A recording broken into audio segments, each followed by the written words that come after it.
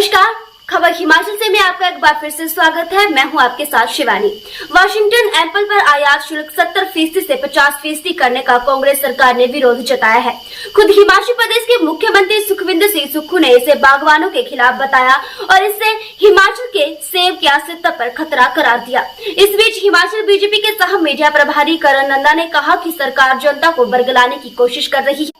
जब 6 महीने पहले प्रधानमंत्री नरेंद्र मोदी के नेतृत्व वाली सरकार ने सेब आयात शुल्क बढ़ाकर 50% किया था, आखिर तब कांग्रेस सरकार ने इसका स्वागत क्यों नहीं किया। उन्होंने कहा कि जिसे कांग्रेस सरकार आयात शुल्क बता रही है वो वास्तव में रिटेलिएटरी टैरिफ है। करण नंदा ने कहा कि साल 2018 में इससे लेकर सब अंतर्राष्ट्रीय स्तर पर संधि हुई थी, जिसे वापस लिया गया था। उन्होंने कहा कि ये शुल्क सिर्फ सेब के लिए ही नहीं बल्कि सभी फलों के लिए है। करण नंदा ने दावा किया कि बाहरी देश से आने वाला सेब कम से कम 70 रुपए प्रति किलो बिकेगा। इससे हिमाचल प्रदेश के सेब को कोई नुकसान नहीं होगा। केंद्र में नरेंद्र मोदी सरकार ने सेबों के ऊपर आयात शुल्क 50% किया था। तो जब 50% किया था तब गवर्नमेंट ने किसी भी प्रकार का इसमें प्रतिक्रिया नहीं दी और इसका स्वागत नहीं किया।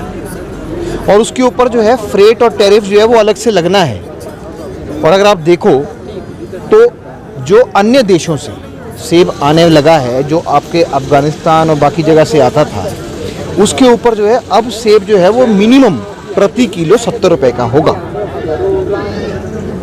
हमारी जो ट्रीटीज़ ऑल इंडिया लेवल पे हुई है और पूरी दुनिया के साथ हुई है, उसमें वैसे भी 50% से ऊपर आयात शुल्क हो ही नहीं सकता।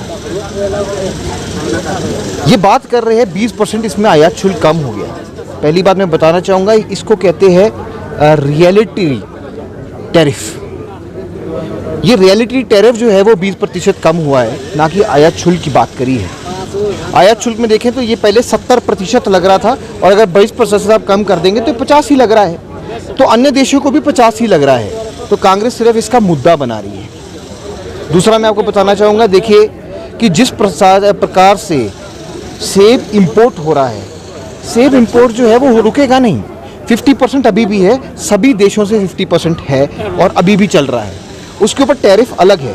मैं आज भी दावा करता हूं कि केंद्र ने जो पहले भी नोटिफिकेशन निकाली थी और इस ऑर्डर के बाद भी आपका जो सेब है जो बाहर से आ रहा है वो 70 रुपये मिनिमम प्रति किलो कॉस्ट करेगा ही करेगा। ये हमारा दावा है। मैं सिर्फ कांग्रेस मित्रों से उनसे प्रश्न पूछना चाहूँगा कि आप हमें ये बताइए कि आपका APMC एक्ट जो है वो अभी तक लागू क्यों नहीं हुआ।